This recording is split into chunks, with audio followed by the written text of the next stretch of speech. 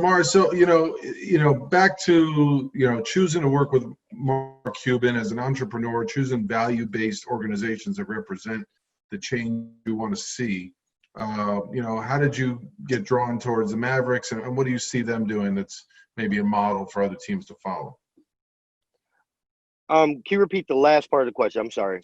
Oh, how do you see maybe Mark Cuban or the Mavericks as a model that other teams could follow in terms of being sensitive to racial diversity in the NBA?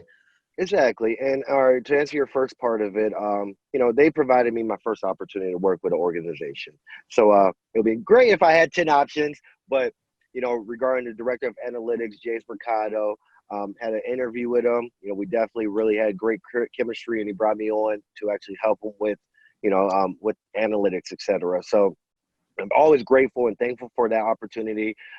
You always heard about how the Dallas Mavericks handle things because of Mark Cuban. He's a guy he's just a stand-up guy. He's a player guy.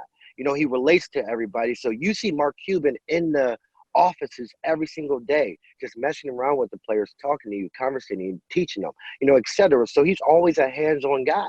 So that's the way. He's not just sitting in the owner box. These guys are, and not really having a relationship with him. Like, these guys truly love him.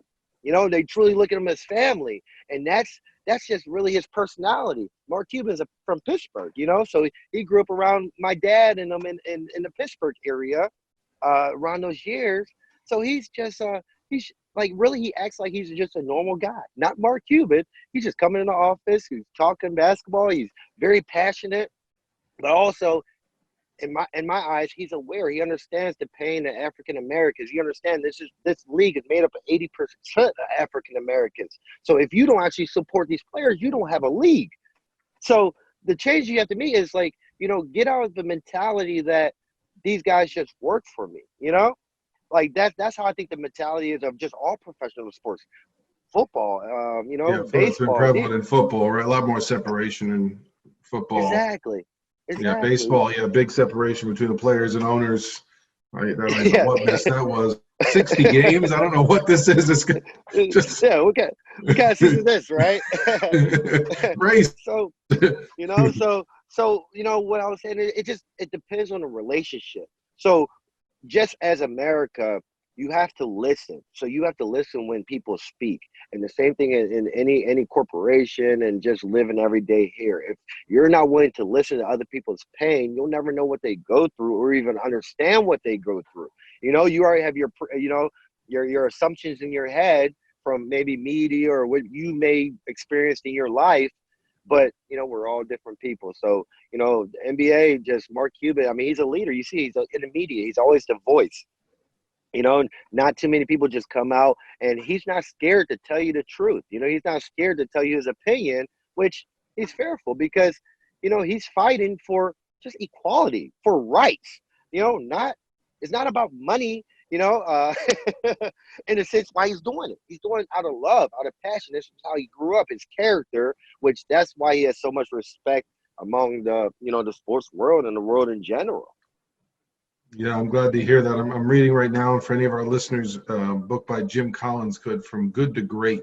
And it talks about a lot of the corporations and their CEOs when they take a look. What's the difference between certain companies that really took off? And it's some of what you're talking about. The CEO who not only was hardworking, I mean, they could have been knowledgeable, but they were not in it for themselves.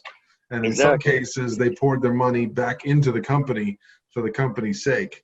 And that's been a big difference between, when you look at if you track their stock trajectory over 20 years.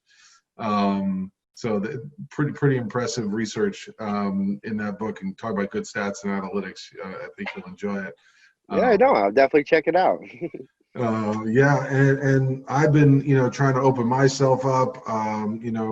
Got like we said, we got books on white privilege, my home. My kids are getting flooded with social media. They're bringing Black Lives Matter and really awareness to the forefront. What have you noticed about this last couple of months in terms of younger people becoming more aware based on the technology era that we're in? My personal opinion, the younger generation is going to be the smartest generation, always. They grew up with technology, so they're learning this in first, second, third grade, right? So these guys they're fearless, you know. So if you watch these peaceful protests, that's the majority of people who are out there just making a difference, you know, because some people are, the older generation is stuck in your ways, right? You got to be willing to change. The younger generation, they're the ones that's able to make a change because they haven't fulfilled half of their life yet. So they're right now making their voice be heard because as they're going to school in more diverse areas, like I'm in Dallas, Texas, it's very diverse, all different type of cultures. So their best friends are if you want to look at their best friends are very very diverse group of kids, right? Mm-hmm. So And but that's the not even best that. gift. That's the best gift. If Exactly. you're a parent out there, if you're a coach, have an exposure. Hmm. My son plays soccer here, not far from where you and I are sitting. He played at downtown, right there in Leedy Middle School. I mean, a lot of the families, lower economic, from El Salvador, Mexico. And you have, right, you're sitting close to Fairfax High School, basketball powerhouse. So the opportunity to grow up around kids who are from black, white, Korean, Mexican, like Hollywood, right? You're sitting right there on the Hmm. precipice of Hollywood there in the Miracle Mile. You learn about culture. You learn about parents who are not Exactly. even speaking the language or first generation of this country.